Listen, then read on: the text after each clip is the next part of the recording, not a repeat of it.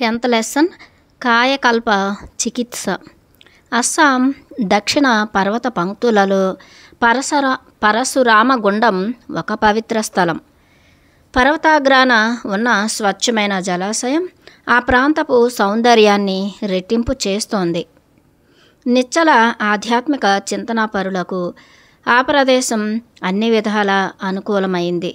పూర్వం భగవాన్ పరశురాముడు ఆ గుండంలో స్నానం చేస్తూ అక్కడ తపస్సు చేసుకుంటూ ఉండేవాడు. గుండం అంటే ప్రకృతి సిద్ధమైన జలాశయం. విష్ణుదాసు వందలాది మైళ్ళు ప్రయాణం చేసి ఆ పవిత్రమైన స్థలాన్ని చేరుకున్నాడు. తన కర్రను కమండలాన్ని ఒక బండరాయి మీద ఉంచాడు. గుండంలో స్నానం చేసి ఒక రాతి పలకపై కూర్చుని తపస్సు చేసుకోవడం మొదలుపెట్టాడు. పక్కన దట్టంగా కొమ్మలు పరుచుకుని ఉన్న మహావృక్షం ఒకటి ఆయనకు రక్షణ చేకూర్చింది. కొన్ని రోజులు సమాధిలో ఉన్నాడు. ధ్యానం నుండి లేచాక ఆహారం కోసం అటు ఇటు సంచరించాడు. పక్కనున్న మరో పర్వతంపై ఆయనకు ఒక ఆశ్రమం కనిపించింది. అతి కష్టం మీద ఆ కొండను ఎక్కి ఆశ్రమంలో ప్రవేశించాడు. అక్కడ సుఖాసీనుడై కూర్చున్న ఒక మహాత్ముడిని చూశాడు. ఆయనకు గౌరవపూర్వకంగా నమస్కరించాడు.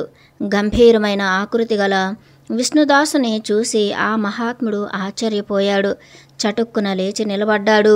విష్ణుదాసుకు ఎంతో మర్యాదగా స్వాగతం పలికాడు. ఒక లేడి చర్మం నేలపై పరచి దాని మీద కూర్చోమన్నాడు. విష్ణుదాసు దానిపై కూర్చున్నాడు. విష్ణుదాసు చాలా రోజుల నుండి ఆహారం తీసుకోలేదు కాబట్టి బాగా నీరసించిపోయాడు. పైగా ఎత్తైన కొండను ఎక్కి రావడం వల్ల బాగా అలసిపోయాడు. అందువలన కొంతసేపటి వరకు ఆయనకు ఊపిరాడలేదు. నోట మాట రాలేదు. విష్ణుదాసు సేద తీరాక మహాత్ముడు సంభాషణ ప్రారంభించాడు. పరమహంస మహారాజ్, నా ఆశ్రమంలోకి మీకు స్వాగతం. మీరు ఎక్కడి నుండి ఈ కొండకు వచ్చారో తెలుసుకోవచ్చా? నేను ఇక్కడ చాలా కాలం నుండి తపస్సు చేసుకుంటున్నాను. కానీ ఇప్పటి వరకు నేను మీలాంటి సన్యాసిని చూడలేదు. మీరు ఈ ప్రాంతం వారు కారని తెలుస్తూనే ఉంది. నేను ఆ గుండంలో స్నానం చేస్తూ ఈ ఆశ్రమంలో తపస్సు చేసుకుంటూ ఉంటాను. మరి మీ గురించి కొంచెం వివరిస్తారా? అంత మర్యాదగా ధారాళంగా మాట్లాడిన మహాత్ముని చూసి విష్ణుదాసు సంతోషించాడు. తనను పరిచయం చేసుకుంటూ, మహాత్మాజీ, నేను ఒక పంజాబీ సాధువును. మా గురుదేవులు హరిద్వార్ దగ్గరలో నివసిస్తూ ఉంటారు. వారు నాకు విష్ణుదాసు అనే దీక్షానామాన్ని ప్రసాదించారు. సద్గురు కటాక్షం వలన నాకు కొన్ని యోగ ప్రక్రియలు తెలుసు. నా ఇచ్ఛను అనుసరించి ఈ శరీరాన్ని త్యజించగలను. నా ఆఖరి రోజులు ఈ పవిత్రమైన స్థలంలో గడిపి నా మనస్సుకు తోచినప్పుడు ఈ దేహాన్ని విడిచిపెడదామని నేను ఈ స్థలానికి వచ్చాను. ఈ దేహం ముసలిదైపోయింది. దాని బలం క్షీణించిపోయింది. నా కంటి చూపు కూడా తగ్గిపోయింది అని సమాధానం చెప్పాడు విష్ణుదాసు. విష్ణుదాసు మాటలు విన్న మహాత్ముడు కొంచెం సేపు ఆలోచించి, పరమహంసజీ, నిజమే, మీ శరీరం శిథిలమైపోయింది. అయితే మీకు నేను సేవ చేస్తాను. మీ జీర్ణ దేహాన్ని తిరిగి శక్తివంతం చేస్తాను. నాకు కాయకల్ప చికిత్స తెలుసు. నేను ఔషధం తయారు చేసి మీకు ఇస్తాను. నేను చెప్పినట్లు చేస్తే మీరు తిరిగి శక్తిని, పునరుజ్జీవనాన్ని తప్పకుండా పొందుతారు. వేరొక మహాత్ముడు నాకు ఈ రహస్యాన్ని ఉపదేశించాడు. ఆయన కాయకల్ప చికిత్స విధానాన్ని నాకు సమగ్రంగా బోధించాడు. ఈ కాయకల్ప చికిత్సను పొందడానికి మీరే తగిన వ్యక్తి అని నేను భావిస్తున్నాను. మీరు అనుమతిస్తే మీకు చికిత్స చేసి మీ దేహాన్ని తిరిగి దృఢంగా తయారు చేస్తాను. నా మాట నమ్మండి అని అన్నాడు ఆ మహాత్ముడు. మహాత్ముని ప్రతిపాదనకు ఆశ్చర్యపోయాడు విష్ణుదాసు. మహాత్మాజీ, మీ కాయకల్ప చికిత్స ప్రయోగానికి నా శిథిల దేహం ఉపయోగపడడం ఈశ్వర సంకల్పమైతే మీ ఇష్ట ప్రకారం ఈ దేహాన్ని ఉపయోగించుకోవచ్చు అని సమాధానం చెప్పాడు విష్ణుదాసు. విష్ణుదాసు మాటలకు మహాత్ముడు సంతోషించి, పరమహంస మహారాజ్, మీ కాయకల్ప చికిత్స కోసం వేరే కుటీరాన్ని నిర్మిస్తాను. అందులో వరిగడ్డితో ఒక పడకను ఏర్పాటు చేస్తాను. దానిపై ఏ ఆందోళన లేకుండా మీరు పడుకోవాలి. రోజుకు ఒక మోతాదు చొప్పున మీకు ఔషధాన్ని ఇస్తూ ఉంటాను. అందుకు అనుపానంగా ఆవు పాలను ఇస్తూ ఉంటాను. అన్ని ఏర్పాట్లు నేనే చేస్తాను. మీరు చేయవలసిందల్లా 3 నెలల పాటు ఆ గడ్డి పరుపుపై పడుకోవడం, నేను ఇచ్చే ఔషధం, పాలు సేవించడం అంతే అని వివరించాడు. మహాత్ముడు విష్ణుదాసు కొంతకాలం కుటీరంలో ప్రశాంతంగా నివసించారు. ఈలోగా మహాత్ముడు విష్ణుదాసు కాయకల్ప చికిత్స కోసం ఒక పర్ణ కుటీరాన్ని నిర్మించాడు. అందులో వరిగడ్డితో ఒక పరుపును ఏర్పాటు చేశాడు. సమీప ప్రాంతంలో ఉన్న గ్రామస్తులతో మంచి పరిచయం ఉన్న ఆ మహాత్ముడు అక్కడి నుండి రోజు పాలు సరఫరా అయ్యే ఏర్పాటు కూడా చేశాడు. ఔషధాన్ని తయారు చేసి ఒక పాత్రలో భద్రపరిచాడు. అనేకసార్లు విష్ణుదాసు నాడిని పరీక్షించాడు. నాడీ పరీక్ష ద్వారా వ్యాధిని కనుగొనే రహస్యాన్ని విష్ణుదాసుకు బోధించాడు. కావలసిన ఏర్పాట్లన్నీ తృప్తిగా జరిగాక విష్ణుదాసు నూతన కుటీరంలోకి ప్రవేశించాడు. చికిత్స ఫలితం గురించి ఏమాత్రం పట్టించుకోకుండా గడ్డి పరుపుపై ప్రశాంతంగా పడుకున్నాడు. కాయకల్ప చికిత్స ప్రారంభించక ముందు విష్ణుదాసు స్థితి ఇలా ఉంది. వయస్సును బట్టి చూస్తే ఆయన 100 ఏళ్ల వృద్ధుడు. పటియాలాను విడిచిపెట్టి ఎన్ని సంవత్సరాలైందో కూడా సుదీర్ఘకాలం ధ్యాన సమాధిలో గడిపి కాలజ్ఞానాన్నే మర్చిపోయిన విష్ణుదాసుకు తెలియకుండా పోయింది. హరిద్వార్లో స్థిరపడిన తర్వాత సుమారు 40 సంవత్సరాలకు జరిగిన సంఘటన ఇది. వృద్ధాప్యం వల్ల సహజంగా ఇంద్రియ పటుత్వం తగ్గిపోయింది. అంతేకాక హిమాలయాలలోని చలిగాలులు, సుదీర్ఘ ప్రయాణాలు, నిర్విరామ పాదయాత్రలు, ఉపవాసాలు అన్నీ కలిసి అతని శరీరం క్షీణించటానికి దారితీశాయి. నోట్లోని పళ్ళు రాలిపోయాయి. బోసినోరు అతని వృద్ధాప్యాన్ని తెలియజేస్తోంది.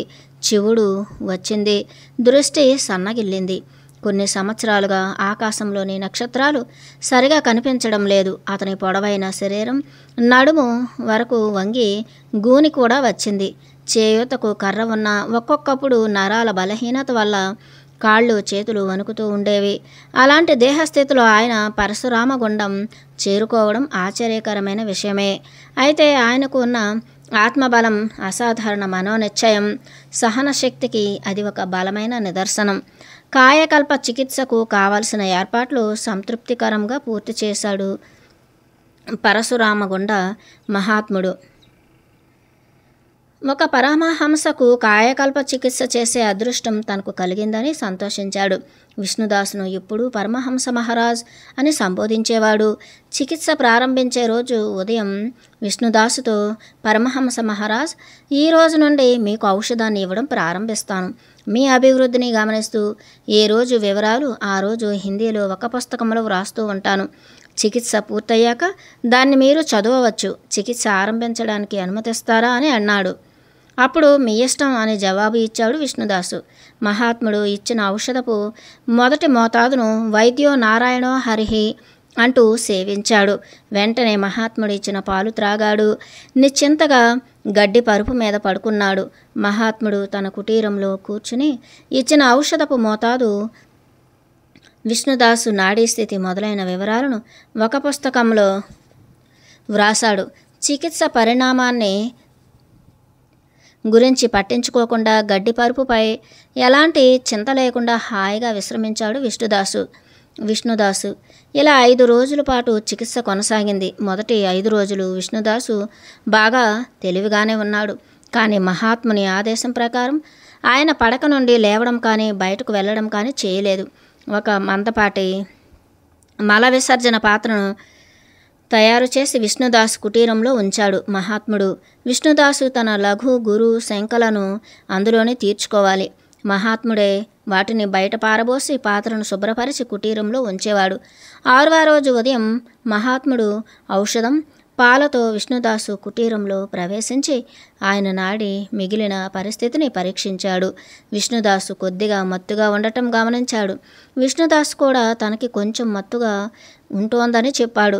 ఈ లక్షణాలన్నీ మహాత్ముడు పుస్తకంలో వ్రాసాడు. మహాత్ముడు మందు, పాలు విష్ణుదాసుకి ఇచ్చాడు. మందు పనిచేయడం మొదలైందని, ఆ అపస్మారక స్థితి కొన్ని రోజులు ఉంటుందని మహాత్ముడు చెప్పాడు. అలా 6వ రోజు సాయంత్రానికి సన్యాసికి పూర్తిగా స్పృహ తప్పిపోయింది. అయితే మహాత్ముడు ఆయన దగ్గరే కూర్చుని నాడిని పరీక్షిస్తూ ఎప్పటికప్పుడు పుస్తకంలో వ్రాసేవాడు. మహాత్ముడు కేవలం వైద్యుడు మాత్రమే కాదు, రోగి సంరక్షణ పరిచారకుడు కూడా. ఈ విధంగా మహాత్ముడు సన్యాసిని జాగ్రత్తగా కనిపెడుతూ వచ్చాడు. 22వ రోజు ఉదయానికి సన్యాసికి పూర్తి స్పృహ వచ్చింది. కళ్ళు తెరిచాడు. ఇంతకు ముందు కంటే కంటి చూపు మెరుగైందని గుర్తించాడు. కొత్త పళ్ళు మొలిచినట్లు, అవయవాలు సులభంగా వంగుతున్నట్లు, గడ్డం జుట్టు నల్లబడుతున్నట్లు గమనించాడు సన్యాసి. మహాత్ముడు జై సీతారాం అంటూ కుటీరంలోకి ప్రవేశించి సన్యాసి ఉత్సాహస్థితిని, అతనిలో కనిపిస్తున్న అభివృద్ధిని గమనించి ఆనందించాడు. మొట్టమొదటిసారి ఉపయోగించిన ఔషధం సత్ఫలితాలను ఇచ్చినందుకు సంతోషించాడు. సన్యాసితో పరమహంస మహారాజ్, ఔషధం చాలా బాగా పనిచేస్తోంది. మరో 68 రోజులు అలాగే పక్క మీద పడుకుని ఉండండి. నేను మిగిలిన రోజులు చికిత్సను కొనసాగిస్తాను. చికిత్స కాలం పూర్తయ్యాక యవ్వనంలో మీకు ఉన్న బలాన్ని మీరు తిరిగి పొందుతారు. సందేహం లేదు. ఆ వాస్తవాన్ని మీరే తెలుసుకుంటారు అని చెప్పాడు. మహాత్ముని ఆదేశానుసారం చికిత్స పూర్తయ్యే వరకు పడుకునే ఉన్నాడు సన్యాసి. అలా 90 రోజులు చికిత్స సక్రమంగా కొనసాగింది. 91వ రోజు ఉదయాన్నే జై సీతారాం అంటూ మహాత్ముడు విష్ణుదాసు కుటీరంలో ప్రవేశించి విష్ణుదాసు శరీరంలోనూ రూపంలోనూ వచ్చిన కొత్త మార్పును గమనించాడు. అతని ఆనందానికి అంతులేదు. పరమహంస వరేణ్య, మీరు లేవవచ్చు. పరమహంస వరేణ్య, మీరు ఇక లేవవచ్చు. లేచి వెళ్ళి పరశురామ గుండంలో స్నానం చేసి రండి అని ఉరకలు వేస్తున్న ఉత్సాహంతో అన్నాడు మహాత్ముడు. మహారాజ్, చికిత్స అద్భుతంగా ఫలించింది. మీరు స్నానం చేసి వచ్చేంత వరకు నేను ఇక్కడే వేచి ఉంటాను. ఆ తర్వాత మీకు వెచ్చటి పాలు ఇస్తాను అని సన్యాసితో చెప్పాడు. 20 సంవత్సరాల యువకుని చురుకుదనంతో గడ్డి పరుపుపై నుండి లేచాడు సన్యాసి. అతని అవయవాలు, కండరాలు దృఢంగా ఉన్నాయి. ఇంతకుముందు ఉన్న గూని పూర్తిగా పోయింది. నిటారుగా నిలబడ్డాడు. నోట్లో కొత్త పళ్ళు వచ్చాయి. కళ్ళు స్పష్టంగా కనిపిస్తున్నాయి. ఆయన జుట్టు, గడ్డం నల్లబడ్డాయి. శరీరం కాంతివంతంగా గులాబీ రేకుల్లా ఉంది. కంఠధ్వని కంచు గంట మోగించినట్లు ఉంది. 100 ఏళ్ల వృద్ధునికి ఉండవలసిన వృద్ధాప్యపు లక్షణాలు ఏవి ఇప్పుడు ఆయనలో లేవు. సన్యాసితో పోల్చి చూస్తే పరశురామ గుండం మహాత్ముడే ముసలివాడిలా కనిపిస్తున్నాడు.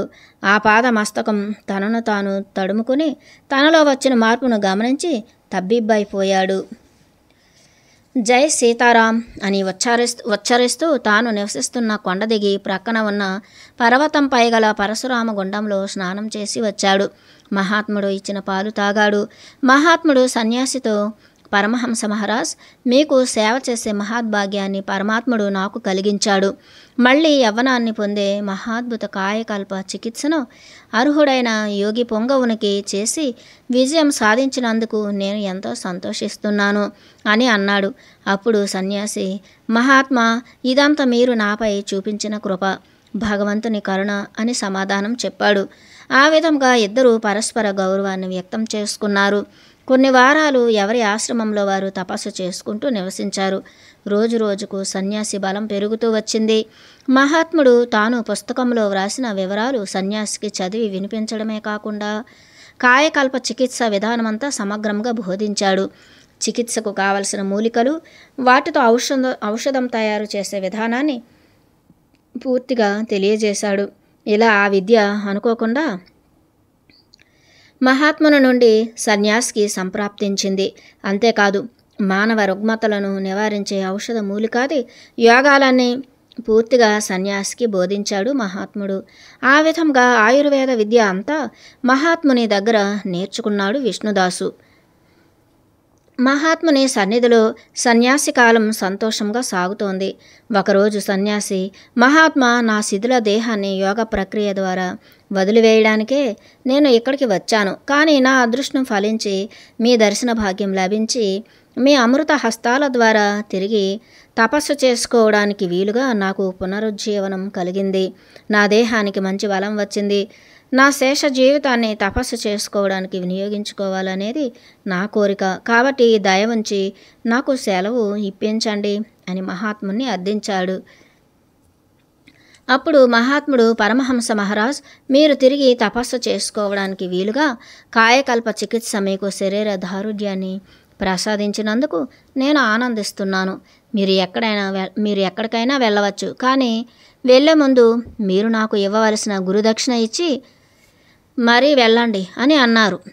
గురుదక్షిణ ఎలా ఇవ్వాలి అని విష్ణుదాస్ ఆలోచిస్తూ ఉండగా పరమహంస మహారాజ్, మరేమీ లేదు, నా శరీరం కూడా ముసలితనంతో శుష్కించిపోయింది. మీకు నేను ఏ విధంగా కాయకల్ప చికిత్స చేసి మిమ్మల్ని పునరుజ్జీవితుణ్ణి చేశానో అదేవిధంగా మీరు నాకు కాయకల్ప చికిత్స చేయాలి. చికిత్స చేసే విధానమంతా మీరు నేర్చుకున్నారు. నేను పుస్తకంలో వ్రాసిన సూచనల ప్రకారం మీరు నాకు మందు ఇస్తూ ఉండాలి. మనమిద్దరం కలిసి ఔషధాన్ని తయారు చేద్దాం. నేను పుస్తకంలో వ్రాసిన సూచనల ప్రకారం నేను కూడా గడ్డి పరుపుపై పడుకుంటాను. నేను మీకు ఎలా చికిత్స చేశానో మీరు నాకు అలాగే చికిత్సను చేయాలి. చికిత్సా కాలంలో మీరు గమనించే విషయాలను పుస్తకంలో ఎప్పటికప్పుడు వ్రాస్తూ ఉండాలి. చికిత్సా కాలం పూర్తయిన తర్వాత నేను అది చదువుతాను. ఇదే మీరు నాకు ఇవ్వవలసిన గురుదక్షిణ. మీరు ఈ కార్యం నెరవేర్చాక ఇద్దరం కలిసి తపస్సు చేసుకుందాం. నేను కూడా నా శేష జీవితాన్ని మీ దృష్టాంతాన్ని అనుసరించి తపస్సు చేసుకోవడానికే వినియోగించుకుంటాను అని అన్నాడు మహాత్ముడు. మహాత్ముడు కోరిన దానికి ఎంతో సంతోషించి, మహాత్మా, మీ ఆజ్ఞ ప్రకారం మీకు సేవ చేసి కాయకల్ప చికిత్స చేసి ఆ విధంగా మీకు గురుదక్షిణ సమర్పించుకుంటాను అని సమాధానం ఇచ్చాడు సన్యాసి. ఇద్దరూ కలిసి చికిత్సకు కావలసిన మూలికలను సేకరించి అనతి కాలంలోనే ఔషధాన్ని తయారు చేశారు. ఒక శుభదినాన నిర్ణీత సమయంలో మహాత్ముడు గడ్డి పరుపుపై పడుకున్నాడు. మహాత్ముడు సన్యాసికి ఏ విధంగా చికిత్స చేశాడో అదే విధంగా తూచా తప్పకుండా సన్యాసి కూడా మహాత్మునికి 90 రోజులు చికిత్స చేశాడు. తాను చికిత్స చేసిన విధానమంతా వివరంగా హిందీలో పుస్తకంలో వ్రాశాడు. చికిత్స కాలం పూర్తయ్యేసరికి మహాత్మునిలో కూడా సన్యాసి వలె పునరుజ్జీవన లక్షణాలు పూర్తిగా కనిపించాయి. అందుకు సన్యాసి, మహాత్ముడు ఇద్దరూ సంతోషించారు. ఈ విధంగా మహాత్మునికి గురుదక్షిణ సమర్పించాడు సన్యాసి. ఇంతలో వర్ష ఋతువు వచ్చింది. ఎడతెరిపి లేకుండా పడుతున్న వానల వల్ల వారు బయటకు వెళ్ళడానికి వీలు పడలేదు. అలా 6 నెలల పాటు ఎవరి కుటీరంలో వారు విశ్రాంతి తీసుకున్నారు. ఈలోపు వర్షాలు వెలిశాయి. సన్యాసి ప్రయాణ సన్నద్ధుడయ్యాడు. సన్యాసి పరశురామ గుండానికి వచ్చి సంవత్సరమైంది. ఈ కాలంలో వృద్ధ సన్యాసి యువకుడయ్యాడు. మహాత్ముడు కూడా యవ్వన బల సంపన్నుడయ్యాడు. ఇద్దరూ సుమారు 40 సంవత్సరాల నడి వయస్సు వారిగా కనిపిస్తున్నారు. దృఢంగా, బలంగా, శక్తి సంపన్నంగా ఉన్నారు. కాయకల్ప చికిత్స అంటే సప్తధాతువులను రస, రక్త, మాంస, మేధ, అస్థి, మజ్జ, శుక్రములను దృఢపరుస్తుంది. వాజీకరణం కలుగజేస్తుంది. దేహాగ్ని, వర్ణ, ఓజస్సులను ప్రసాదిస్తుంది. మనోస్థైర్యాన్ని, ఇంద్రియ పటుత్వాన్ని కలిగిస్తుంది. వృద్ధాప్యాన్ని పోగొట్టి దీర్ఘాయువును ఇస్తుంది. అస్థి భంగాన్ని హరిస్తుంది. త్రిదోషాలను సరిచేస్తుంది. కాయకల్ప చికిత్స అమృత రసం వలె మనుష్యులకు అన్నీ సమకూరుస్తుంది. 11వ పాఠం బర్మా యాత్ర. వర్షాలు పూర్తిగా ఆగిపోయే వరకు మహాత్ముని సన్నిధిలో మహదానందంగా కాలం గడిపాడు విష్ణుదాసు. మహాత్ముని దయ వల్ల తిరిగి జీవం పొందిన సన్యాసికి ఐరావతి నదీ తీరాన ప్రయాణించి నదీ సాగరంలో సంగమించే రంగూన్ వరకు వెళ్లాలన్న సంకల్పం కలిగింది. 100 ఏళ్ల వృద్ధుడు. ఎవరికైనా ఈ సుదీర్ఘ యాత్ర చాలా కష్టమైంది. కానీ అదేమంత కష్టమని భావించలేదు సన్యాసి. అతని కోరిక అంత దృఢంగా ఉంది. పైగా అతను మంచి బలం పుంజుకున్నాడు. నూతన శక్తి వచ్చింది. శరీర దారుఢ్యం పెరిగింది. మహాత్ముని ఆశ్రమంలోకి వెళ్ళి, మహాత్మా, నేను మీ దగ్గర వీడ్కోలు తీసుకోవడానికి వచ్చాను. నేను బర్మా దేశం వెళ్ళాలనుకుంటున్నాను. దూరాన కనిపిస్తున్న పర్వత పంక్తులను దాటి ఐరావతి నదీ తీరాన్ని చేరుకుంటాను. నదీ తీరాన ప్రయాణం చేసి చివరకు సంగమ స్థలానికి వెళ్తాను. నేను ఇంతవరకు సముద్రాన్ని చూడలేదు. సాగరం ఎలా ఉంటుందో చూడాలని ఉంది అని చెప్పాడు. సన్యాసి మాటలకు మహాత్ముడు ఆశ్చర్యపోయాడు. పరమహంస మహారాజ్, మీ యాత్ర చాలా కష్టతరమైనది సుమా. మీరు 1000 మైళ్ళకు పైగా నడవాలి. వాస్తవానికి అంత దూరం సునాయాసంగా ప్రయాణం చేయగల శక్తి మీకు వచ్చింది. మీ దయ వల్ల నాకు నూతన శక్తి కలిగింది. కాబట్టి మీతో పాటు నేను కూడా వస్తాను. అంగీకారమేనా అని అన్నాడు మహాత్ముడు. నాతో పాటు మీరు కూడా వస్తే అంతకంటే కావలసింది ఏముంది? రండి, ఇద్దరం కలిసే వెళదాం అని తన సంతోషాన్ని వ్యక్తపరిచాడు సన్యాసి. కమండలాలు చేత పట్టుకుని అంతవరకు కలిసి నివసించిన పర్వత ప్రాంతాన్ని విడిచిపెట్టి క్రిందికి దిగారు. కాయకల్ప చికిత్స కాలంలో ఒక వ్యక్తి మహాత్మునికి ఒక పాడి ఆవును, దూడను బహూకరించాడు. వాటిని తోలుకుంటూ 1-2 మైళ్ళు నడిచేసరికి దారిలో వారికి ఒక రైతు ఎదురయ్యాడు. మహాత్ముడు ఆ రైతును పిలిచి, నాయనా, ఈ ఆవును దూడను నీకు ఇచ్చేస్తాను, తీసుకుని పెంచుకో అని చెప్పాడు. రైతు వాటిని సంతోషంగా స్వీకరించి మహాత్మునికి నమస్కరించి వాటిని తోలుకుంటూ తన దారిన తాను వెళ్ళిపోయాడు. సన్యాసులు ఇద్దరూ వారి నడక వేగాన్ని పెంచి దారిలో ఉన్న ధాల్ లోయను దాటారు. అక్కడ అడ్డుగా ఉన్న ఒక పెద్ద పర్వతాన్ని సునాయాసంగా అధిరోహించారు. పర్వత శిఖరం నుండి ఐరావతి పరివాహక ప్రాంతాన్ని తిలకించారు. నది అక్కడ చాలా వెడల్పుగా ఉంది. నదీ జలాలపై పడుతున్న సూర్యుడి ప్రచండ కిరణాలు వెండి కరిగి ప్రవహిస్తోందా అన్న భ్రాంతిని కలిగిస్తున్నాయి. యోగులు ఇద్దరూ పర్వత శిఖరాన కూర్చుని ప్రకృతి శోభను తిలకిస్తూ అలసటను తీర్చుకున్నారు. తర్వాత కొండ దిగి నదీ తీరాన్ని చేరుకున్నారు. నది గట్టుపై నిదానంగా నడుస్తూ వీలును బట్టి అక్కడక్కడ ఆగుతూ చివరకు మాండలే నగరాన్ని చేరుకున్నారు. పట్టణంలో కొన్ని రోజులు బస చేశారు. పురజనులు మాట్లాడే భాష హిందీ కాదని తెలుసుకున్నారు. కాబట్టి వారు ఎవరితోనూ మాట్లాడలేకపోయారు. అందుచేత చేతులతోనే సైగులు చేసి కొంత ఆహారాన్ని సంపాదించుకుని ఆకలి తీర్చుకున్నారు. నగరవాసుల ఆచార వ్యవహారాలు వారికి తెలియవు. ఒక్క అంగవస్త్రం తప్ప వారి మిగిలిన శరీరమంతా నగ్నంగా ఉంది. నగరంలో సంచరిస్తున్న అలాంటి సన్యాసులను వారు అంతకుముందు ఎప్పుడూ చూడలేదు.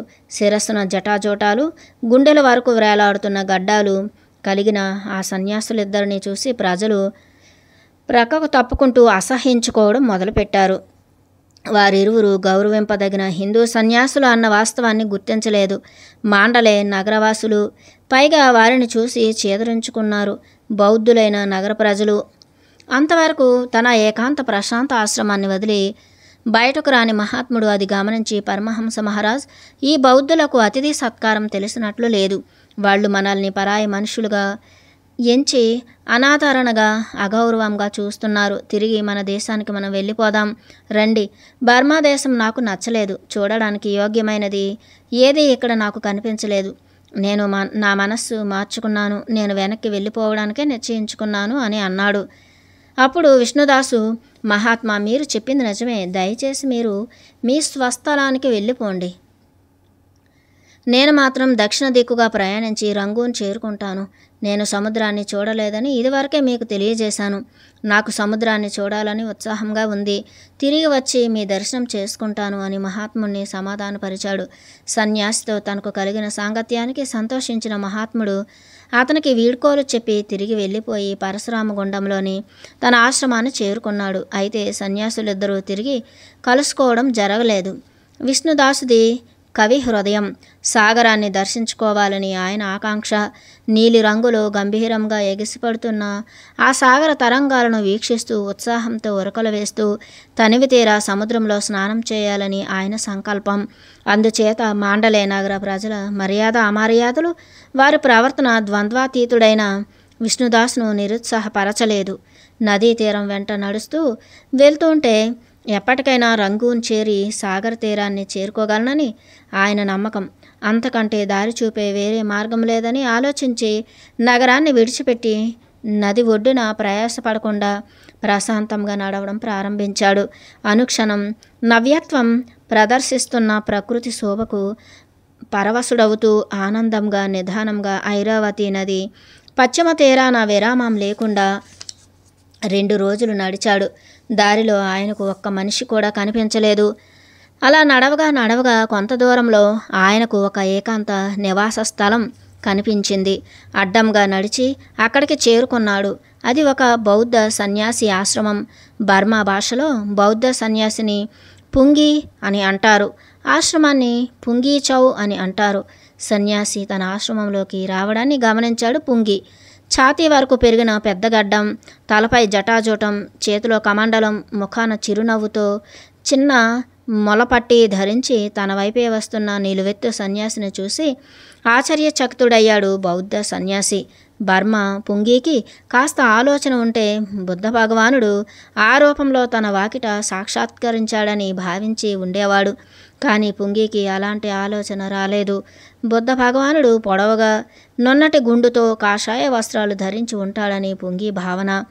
సన్యాసి పుంగిని సమీపించి బర్మా భాష రాకపోవడం వల్ల తనకు ఆకలిగా ఉందని, తినడానికి ఏదైనా పెట్టమని చేతులతో సైగ చేశాడు. మానవత్వంతో పుంగి హృదయం కరిగింది. అంతవరకు సన్యాసి పట్ల ఉదాసీనంగా ఉన్న పుంగి హృదయం దయతో నిండింది. లేక గౌరవింపదగిన పుణ్యపురుషుడైన సన్యాసి సన్నిధానం బౌద్ధ సన్యాసి హృదయంలోని సహజ కారుణ్యాన్ని మేల్కొల్పి ఉండవచ్చు. ఆయన సన్యాసిని లోపలకు రమ్మని సైగ చేశాడు. ఒక గది తలుపు తెరిచి అందులో సుఖంగా కూర్చోమని సైగల ద్వారా తెలియజేశాడు. సన్యాసి గదిలో ప్రవేశించి తన కమండలాన్ని నేలపై ఉంచాడు. పుంగి బయటకు వెళ్ళి చాలాసేపటి వరకు తిరిగి రాలేదు. ఈలోగా సన్యాసి అలసట తీర్చుకున్నాడు. ఆయన నిశ్చల మనస్కుడు, స్థితప్రజ్ఞుడు. మానవమానాలు, లౌకిక మర్యాదలు అతని మనశ్శాంతిని కలవరపరచలేవు. గర్వం, అహంకారం లేకపోవడం ఆయన సహజ గుణాలు. ఇతరుల దోషాలను ఆయన అస్సలు పట్టించుకోడు. సన్యాసి నిశ్చింతగా కూర్చున్నాడు. ఇంతకీ పుంగి ఒక పళ్ళెంలో ఆహారం తీసుకుని వచ్చాడు. పప్పు, అన్నం, ఉడికించిన కూరగాయలు వేరువేరు గిన్నెలలో పెట్టి తెచ్చాడు. సన్యాసి కమండలం నిండా నీళ్లు పోశాడు. సావకాశంగా భోజనం చేయమని సన్యాసికి సైగ చేసి బయటకు వెళ్ళిపోయాడు. సన్యాసి నింపాదిగా భోజనం చేసి మేనువాల్చి హాయిగా నిద్రపోయాడు. శరీర బడలకను తీర్చుకున్నాడు. మరుసటి రోజు ఉదయాన్నే లేచాడు. కాలకృత్యాలు ముగించుకుని గదిలో ప్రశాంతంగా కూర్చున్నాడు. ఇంతకీ పుంగి ఒక వృద్ధ బౌద్ధ స్త్రీని వెంటబెట్టుకుని గదిలోకి వచ్చాడు. వృద్ధ స్త్రీ సన్యాసిని పరీక్షగా చూసింది. ఆ వృద్ధ స్త్రీ పుంగి వాళ్ళలో వాళ్ళు ఏదో మాట్లాడుకున్నారు. పుంగి చెవులో ఆమె ఒక అధికారినిలా ఉంది. పుంగి ఆమె ఆజ్ఞలను పాటిస్తున్నట్లు కనిపిస్తున్నాడు. వృద్ధ స్త్రీ సన్యాసిని కొంచెం సేపు తదేక దృష్టితో పరిశీలించి అతడు బౌద్ధుడు కాకపోయినా గౌరవింపదగిన వ్యక్తి అన్న అభిప్రాయానికి వచ్చింది. ఒక చాప పరిచి దానిపై కూర్చోమని సన్యాసికి సైగ చేసింది. తమ ఆశ్రమంలో కొంతకాలం అతిథిగా ఉండమని ఆ వృద్ధ స్త్రీ, పుంగి ఇద్దరూ సన్యాసిని అర్థించారు. వారి ఆదరాభిమానాలకు సన్యాసి సంతోషించాడు. వారు కోరిన ప్రకారం ఆశ్రమంలో కొంతకాలం ఉంటానని సైగల ద్వారా తన అంగీకారాన్ని తెలియజేశాడు. మధ్యాహ్నం 12 గంటలకు భోజనం తెచ్చి ఆయన ముందుంచి గౌరవాన్ని ప్రదర్శిస్తూ కొంత దూరంలో నిలబడ్డాడు పుంగి.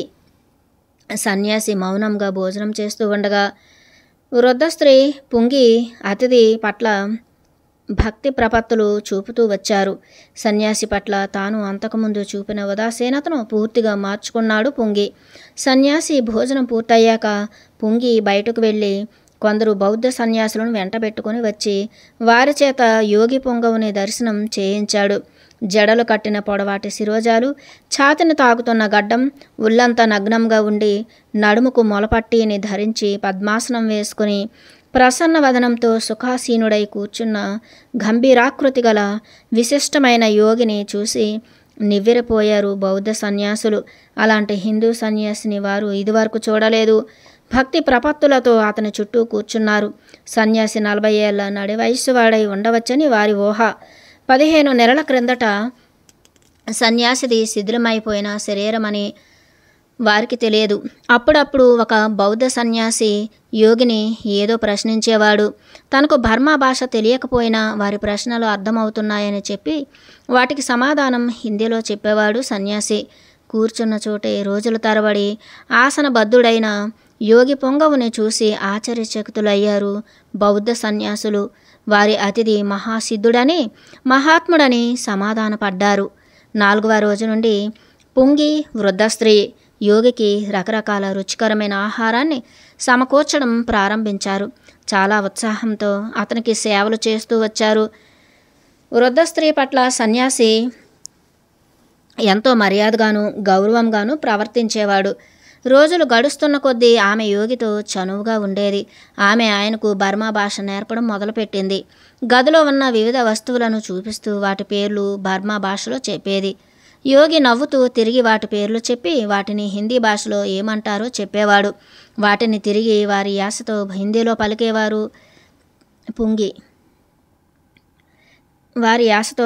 పలికేవారు పుంగి వృద్ధ స్త్రీ. వాళ్ళు యోగి బస చేసిన గదిలోకి వచ్చినప్పుడు బర్మా భాష నేర్పుతూ వచ్చారు. యోగి వాటిని శ్రద్ధగా నేర్చుకునేవాడు.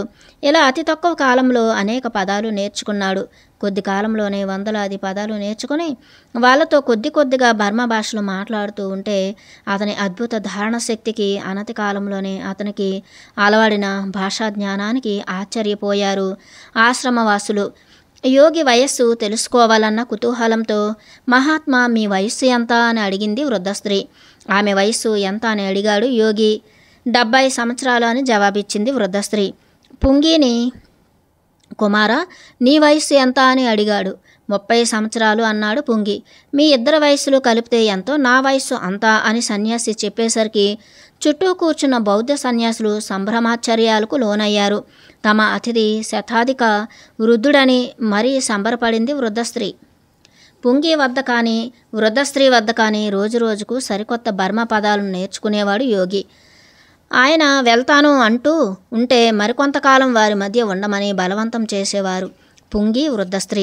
ఆశ్రమంలో ఆహార దినుసులకు కొరత లేదు. అందుచేత ఆయనకు ఆతిథ్యం ఇవ్వడంలో ఏ విధమైన ఇబ్బంది లేదు ఆశ్రమవాసులకు. కొన్ని సందర్భాల్లో ఆయనకు ఆశ్రమవాసులు సమకూర్చిన ఆహారం అధిక వ్యయం కలిగి ఉండేది. అలా ఆ పుంగి చౌలో 1 నెల రోజులు కాలం గడిపాడు సన్యాసి. చివరకు ఆశ్రమాన్ని విడిచిపెట్టి దక్షిణ దిక్కుగా తన ప్రయాణాన్ని సాగించాలనుకున్నాడు. ఇన్ని రోజులు ప్రేమాభిమానాలతో గౌరవ మర్యాదలతో తనకు ఆశ్రయం ఇచ్చిన పుంగికి, ఆ విదుషీమణికి కృతజ్ఞతలు చెబుతూ వీడ్కోలు పలికాడు. ఇప్పుడు ఆయన బర్మా భాషలో మాట్లాడగలుగుతున్నాడు. ఆ తర్వాత చేసిన ప్రయాణంలో ఎదురైన బర్మా దేశస్థులతో సంభాషించడానికి అతని భాషా పరిజ్ఞానం బాగా ఉపయోగపడింది.